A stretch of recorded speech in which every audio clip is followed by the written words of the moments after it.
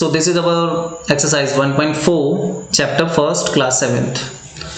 First question क्या है, evaluate each of the following. मैंने डिवीजन का पहले ही बताया है कि यदि न्यूमरेटर और डिनोमिनेटर दोनों यदि सेम साइन के हैं तो वो साइन चेंज नहीं होंगे, मतलब पॉजिटिव है तो पॉजिटिव ही रहेगा, यदि दोनों नेगेटिव हैं तो नेगेटिव कट के भी पॉजिटिव ही बन जाएगा। ठीक है, यदि कोई भी एक नेगेटिव का रहता है न्यूमरेटर या डिनोमिनेटर तो आंसर मेरा नेगेटिव का आएगा। सो यहाँ पे -30 डिवाइडेड बाय 10, तो यहाँ पे सीधा सीधा करना था -30 डिवाइडेड बाय 10, तो 0 से 0 कट गया, कुल मिलाकर मेरा -3 आंसर आ गया। सेम एज इट इज यहाँ पे था 50 डिवाइडेड बाय -5, सो कुल मिलाकर 50 डिवाइडेड बाय -5, 5 से काटा, 5 10 जा 50, 5 1 जा 5, सो कुल मिलाकर यहाँ पे -1 नीचे है, तो न्यूमरेटर में या डिनोमिनेटर किसी में भी नेगेटिव साइन है किसी एक में, तो मेरा आंसर भी कुल मिलाकर नेगेटिव का ही आएगा। डिनोमिनेटर में भले यहाँ पे -1 पे है, मैं उसको डायरेक्ट आंसर पे माइनस लगा सकता हूँ, तो यहाँ पे -10 मेरा आंसर आ जाएगा। ठीक है, ये डिवीजन जानबूझ के दिया गया है। फॉर एग्जांपल मैं f का करता हूँ, तो f में क्या है आपका, f में है यहाँ पे 0 डिवाइडेड बाय -12। अब यहाँ पे देखना 12 0 जा 0 होगा, इट मीन्स यहाँ पे मेरा आंसर भी कितना होगा, 0। ठीक है, 0 को मैं किसी भी नंबर से डिवाइड नहीं कर सकता। ठीक है, तो मेरा आंसर 0 ही आएगा। Same as it is h part. h part में क्या है, थोड़ा सा लेंथी है, मैं इसको करके दिखा देता हूँ। h पार्ट में बोला है ब्रैकेट के अंदर -36 then divided by 12 divided by 3। ठीक है, सो इसको सबसे पहले मैं ब्रैकेट के अंदर सॉल्व करूंगा, तो ब्रैकेट के अंदर यदि ब्रैकेट है तो पहले मैं उसको देख लेता हूं। ठीक है, सो यहाँ पे ब्रैकेट के अंदर ब्रैकेट है, उसको खोल लिया, सो 36 डिवाइडेड बाय 12। ठीक, और यहाँ पे डिवाइडेड बाय 3, कोई दिक्कत नहीं है, आराम से खोलेंगे धीरे धीरे ब्रैकेट। -36 डिवाइडेड बाय 12 और यहाँ पे डिवाइडेड बाय 3 बाहर था, यहाँ पे 12 से काट दिया, 12 1 जा 12, 12 3 जा 36, सो कुल मिलाकर यहाँ पे बचा -3 एंड यहाँ पे डिवाइडेड बाय 3। अब यहाँ पे -3 को किससे डिवाइड कर रहा हूँ, 3 से काट दिया, 3 1 जा 3, 3 1 जा 3।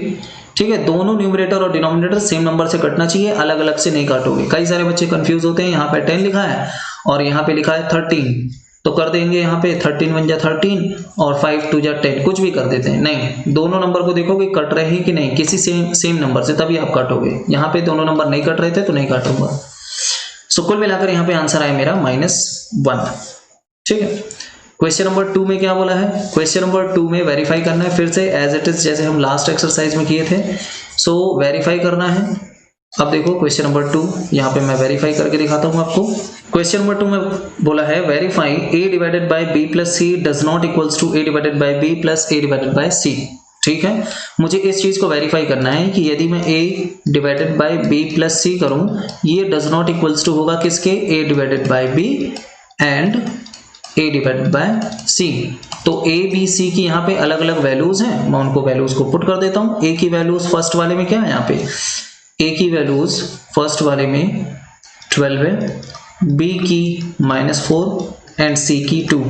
तो मैं LHS और RHS में दोनों साइड में वैल्यू पुट करता हूँ। ठीक है, सो LHS में मेरा क्या है, a, तो यहाँ पे 12 है डिवाइडेड बाय ब्रैकेट में b प्लस c, मतलब b मेरा -4 है प्लस c बोले तो 2। RHS में देखो a डिवाइडेड बाय b, तो a क्या है मेरा 12 डिवाइडेड बाय मैं क्या कर रहा हूँ -4। ठीक है, मतलब -4 एक नंबर है मेरा, एक नेगेटिव इंटीजर, उससे मैं डिवाइड कर रहा हूँ। ठीक, अब इधर देखो बगल में और क्या है, प्लस का a डिवाइडेड बाय c, तो a में लिख लेता हूं यहाँ पे क्या, a मेरा 12 दिया है डिवाइडेड बाय c मेरा 2 है। ठीक है, सो यहाँ पे 12 डिवाइडेड बाय, पहले मैं ब्रैकेट सॉल्व करूंगा, तो ब्रैकेट सॉल्व करूंगा तो -4 प्लस 2, मेरा आंसर कितना आएगा, माइनस प्लस माइनस 4 - 2 2 और बड़े वाले का साइन मतलब -2। ठीक है, इधर पे 12 डिवाइडेड बाय -4 प्लस इधर पे भी 12 डिवाइडेड बाय 2, कोई दिक्कत नहीं है, ब्रैकेट पहले सॉल्व करता हूँ। अब मैं यहाँ पे 12 डिवाइडेड बाय मैं क्या लिख सकता हूँ, -2, इधर पे डिवाइड किया, 4 1 जा 4, 4 3 जा 12, सो कुल मिलाकर नीचे 1 आया, नीचे 1 ना भी लिखूंगा तो चलेगा। ठीक है, इसको मैं 3/1 भी कर सकता हूँ, कोई दिक्कत नहीं है। इधर से 2 1 जा 2, 2 6 जा 12, कुल मिलाकर यहाँ से 6/1, कोई दिक्कत नहीं है। 2 1 जा 2, 2 6 जा 12, सो कुल मिलाकर यहाँ पे माइनस का 6, नीचे 1 ना लगाऊंगा तो भी चलेगा, और नेगेटिव साइन है तो मैं ऊपर लगा सकता हूँ। इधर पे माइनस का 3 और प्लस का 6, नीचे 1 ना भी लगाऊंगा तो भी चलेगा। सो कुल मिलाकर -3 + 6 देगा आपको 3, और यहाँ पे -6, तो क्या ये दोनों इक्वल है? नहीं है। तो मेरा ये प्रूफ हो गया that LHS does not equals to RHS, और यही चीज मुझे वेरीफाई करनी थी that A divided by B + C does not equals to A divided by B + A divided by C। ठीक है। Now question number 3, fill in the blanks. आपको पता ही है कि किसी भी नंबर को मैं 1 से डिवाइड करता हूं तो मेरा आंसर वही आता है। मान लो 420 को मैं 1 से डिवाइड करूंगा तो 1 की टेबल कितनी बार पढ़नी पड़ेगी? 1 1 जा 1, 1 2 जा 2, 1 3 जा 3, 1 420 जा 420 आएगा। तो इस कारण से यहाँ पे किसी भी नंबर को 1 से जब मैं डिवाइड करता हूं तो मेरा आंसर वही आता है। सेम यहाँ पे -75 डिवाइडेड बाय, अब -75 को किससे मैंने डिवाइड किया होगा कि -1 आंसर आएगा? तो इसका मतलब है 75 को 75 से जब मैं डिवाइड करूंगा तो कट जाएगा और -1 मेरा आंसर आ जाएगा, इसलिए यहाँ पे मेरा आंसर आ जाएगा 75। ऐसे ही नीचे further fill in the blanks है, सारे के सारे फिल इन द ब्लैंक्स एक बार अटेम्प्ट कीजिएगा आप लोग। क्वेश्चन नंबर 4 में आते हैं। क्वेश्चन नंबर 4 क्या बोला है? Write 5 pair of integer a b such that a divided by b equals to -3 on such pair 3 - 2 because 6 divided by -2 equals to -3। ठीक है, यहाँ पे क्वेश्चन को ध्यान से पढ़ो नहीं तो नहीं समझ में आएगा। क्वेश्चन क्या बोल रहा है?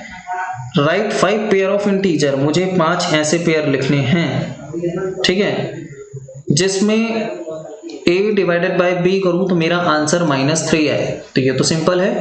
मान लो कि मैं यहाँ पे 6 ले लेता हूं और यहाँ पे डिवाइडेड बाय -2 करता हूं तो मेरा आंसर कितना है? अच्छा, यहाँ पे लिखा हुआ है 6 - 2, सो एक पेयर ऐसा हो गया, तो ये कितना देगा? -3। तो ऐसे बहुत सारे एग्जाम्पल हैं, बस नेगेटिव साइन का ख्याल रखना।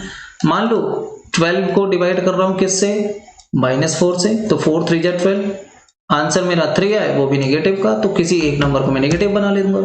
दूसरा पेयर में यदि बनाना चाहूँ तो 5 3 जा 15 होता है, तो मैं यहाँ पे लिख लेता हूँ 15 और यहाँ पे डिवाइडेड बाय -5 कर देता हूँ, तो भी मेरा आंसर क्या आएगा? -3 ही।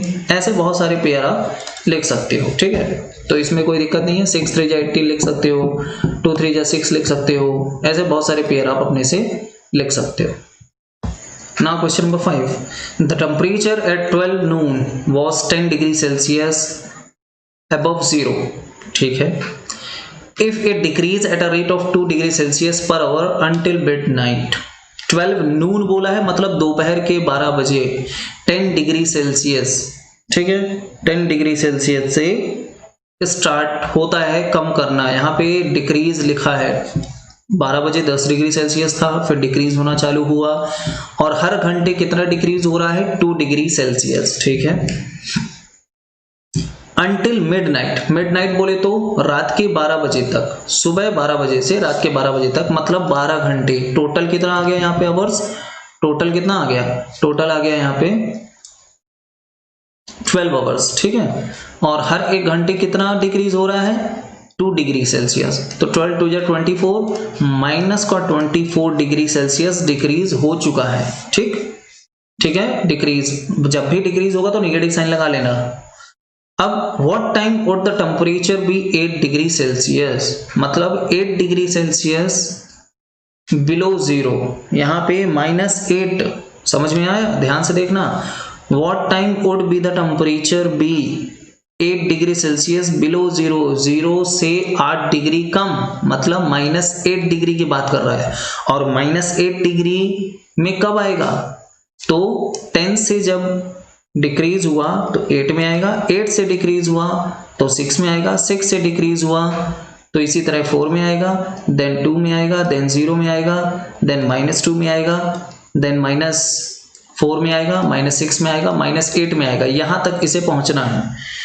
तो 12 नून को कहा था? 10 डिग्री सेल्सियस पे, 12 नून पे, ठीक है।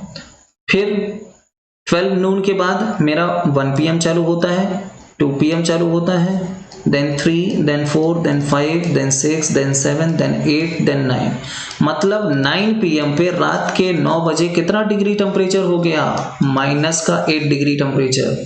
सो यहाँ पे what would be the temperature at midnight? तो यहाँ पे पहले तो टाइम पूछा था, व्हाट टाइम, तो यहाँ पे मैं लिख दूंगा 9 PM पे। और मिडनाइट पे कितना टेम्परेचर होगा? तो मिडनाइट पे इसका टेम्परेचर कितना पहुंचेगा? 9। फिर इसके बाद 10 बजेंगे, 11 बजेंगे एंड 12 बजेंगे। तो 8 के बाद यहाँ पे 10 डिग्री माइनस का, देन माइनस का 12 डिग्री, देन माइनस का 14 डिग्री। तो कुल मिलाकर 12 मिडनाइट पे यहाँ पे इसका डिग्री होगा माइनस का 14 डिग्री सेल्सियस। तो इसमें कोई दिक्कत ही नहीं है। अब यहाँ पे question number 6, in a class test +3 marks are given for every correct answer and -2 marks are given for every incorrect answer। ठीक है, +3 marks करेक्ट आंसर के लिए मिल रहे हैं और यदि आप इनकरेक्ट देते हो तो -2 मार्क्स मिल रहा है। अब यहाँ पे ध्यान से देखना,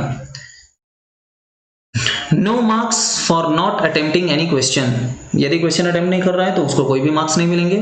Radhika score 20 marks if she has got 12 correct answer, how many questions has she attempted incorrectly? ठीक, यदि राधिका को, यहाँ पे देखना क्वेश्चन नंबर 6 में फर्स्ट राधिका को कितना मिला? 20 मार्क्स मिला, ठीक है। और राधिका ने क्या बोला यहाँ पे? 12 करेक्ट आंसर दे रही है, तो एक करेक्ट आंसर के उसको कितने मार्क्स मिले? 3 नंबर। सो 12 3 36, यहाँ पे कितना हुआ? 36। अब 36 से ये कितना कम है? यानी 20 में आ रहा है ना, तो 20 को मैं माइनस कर दूंगा यदि इससे, तो ये कितना हो गया? 16 कम हो गया, मतलब 16 डिक्रीज हुआ है।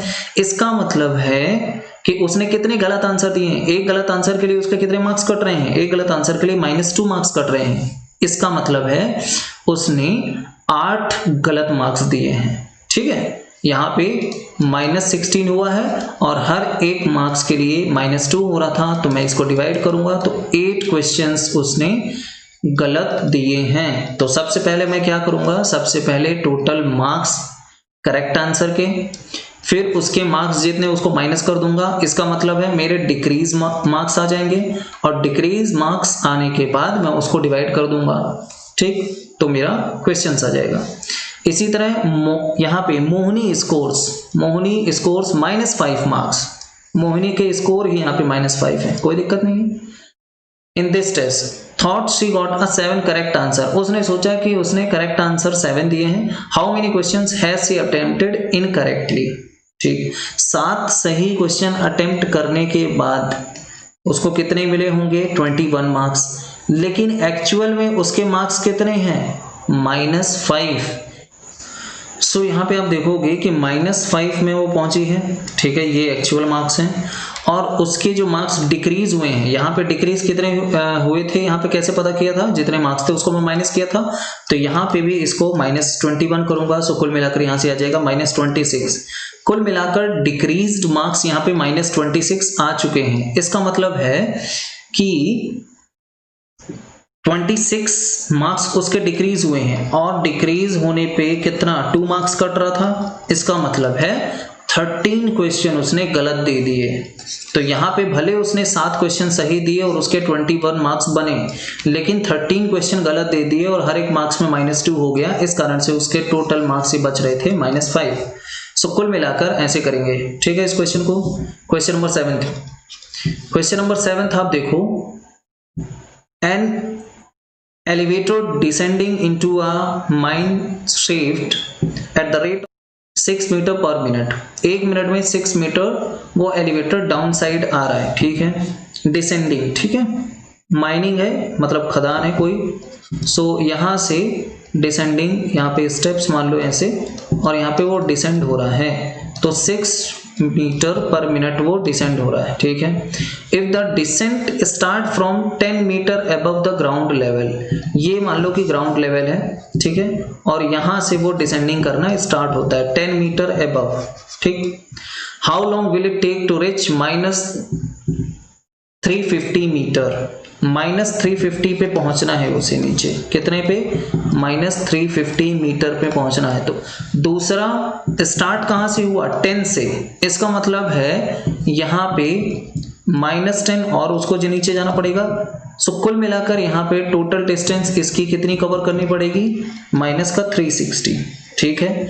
और -360 इसको डिस्टेंस कवर करना है और उसकी स्पीड थी 6 मीटर पर मिनट। तो इसको जब मैं डिवाइड कर दूंगा तो कुल मिलाकर 60 मिनट, 1 घंटा उसे टोटल लगेगा कहां पहुंचने में, -350 मीटर तक पहुंचने में, ठीक है। सो यहाँ पे कुल मिलाकर it will take 1 hour for reaching at -350 metre. Clear है। सो इस वीडियो में इतने ही, मिलते हैं नेक्स्ट वीडियो में।